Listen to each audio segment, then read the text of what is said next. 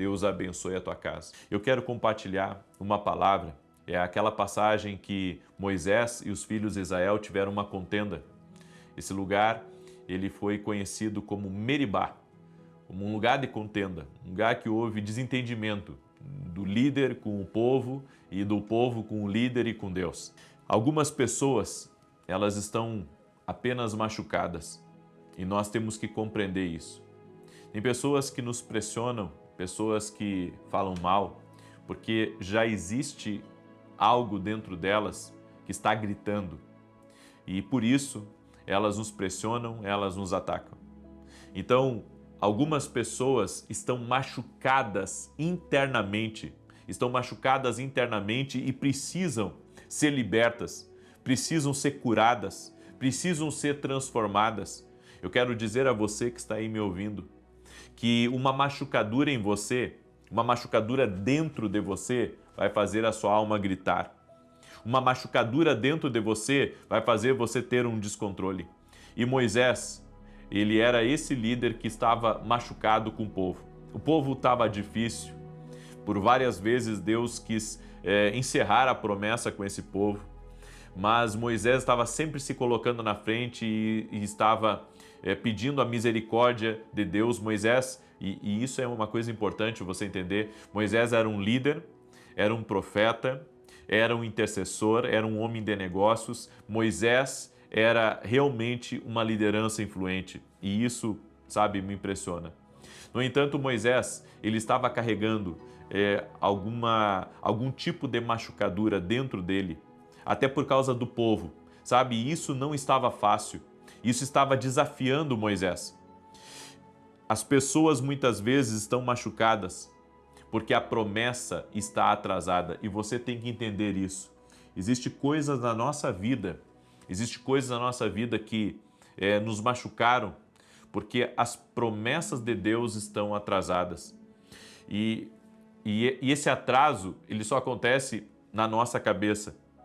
Porque às vezes atrasamos a promessa de Deus por erro nosso mesmo. Não é por culpa de Deus, mas a gente pensa que Deus está atrasado. Eu não gosto daquela frase e não acredito nela que Deus escreve certo por linhas tortas. Deus, ele não faz isso, ele escreve certo por linhas retas e ele tem um tempo para todas as coisas. E nós temos que ter um discernimento espiritual sobre isso, que Deus faz as coisas no tempo dele. E se alguma coisa está sendo atrasada, a culpa é nossa. Será que é tão difícil a gente entender isso? Que a culpa não é de Deus de algumas coisas não estarem acontecendo, a culpa é nossa? Eu sei que isso é duro de se ouvir, mas é a verdade. Tem coisas que nós mesmos atrasamos. O povo não estava entrando na Terra Prometida porque eles contenderam com Deus, eles murmuraram, eles acabaram reclamando. Você está magoado porque o que você tinha em mente não aconteceu como você pensou. Você pensou que Deus deveria fazer as coisas de outro jeito. Assim como aquele povo de Israel, sabe? Eles pensaram que as coisas seriam totalmente diferentes. Mas Deus conduziu eles de uma forma espetacular, de uma forma inédita, algo nunca visto. E Deus dia a dia ia sustentando eles e era difícil para eles, sabe, confiar e depender totalmente de Deus, porque tinham filhos e não sabiam do dia de amanhã, eles precisavam confiar totalmente em Deus. Assim como nós, tem situações na nossa vida que nós estamos totalmente rendidos a Deus, não sabemos o que vai acontecer e que precisamos simplesmente confiar em Deus. Existem pessoas que precisam culpar os outros pelo seu desconforto. O povo de Israel estava fazendo isso. Ele estava culpando Moisés, coitado de Moisés. Estava enfrentando dia a dia as reclamações do povo. Eles estavam desconfortáveis morando em tendas. Eles estavam desconfortáveis, tendo que depender a cada dia da provisão de Deus para a carne, para o pão, para a água. E isso estava trazendo uma crise, um caos. No entanto, Deus não deixou faltar coisa alguma. O Senhor estava cuidando eles como um pastor cuida das suas ovelhas. Ele estava guiando eles no deserto, os protegendo. Então, apesar deles estarem sendo desconfortáveis em relação a isso, estarem em desconforto por causa disso, eles, sabe, mesmo assim deixavam com que a crítica, a murmuração atrapalhasse o agir de Deus na vida deles. Você tem que entender isso. Quando você está andando com Deus, você não pode murmurar. Pare de reclamar. Isso está atrasando a tua vida. Eu vou repetir. Pare de murmurar, porque isso está atrasando a tua vida.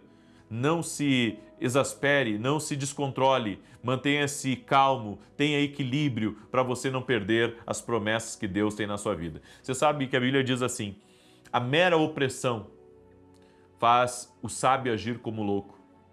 Então é sábio, mas a mera opressão faz o sábio agir como louco. Por isso nós precisamos ter foco em Deus, para não nos perdermos em nossa caminhada. Eu deixo essa palavra ao teu coração, amém? E quero declarar em nome de Jesus Cristo, que se você seguir os princípios, você vai ver Deus te honrando de uma maneira incrível e poderosa. Amém?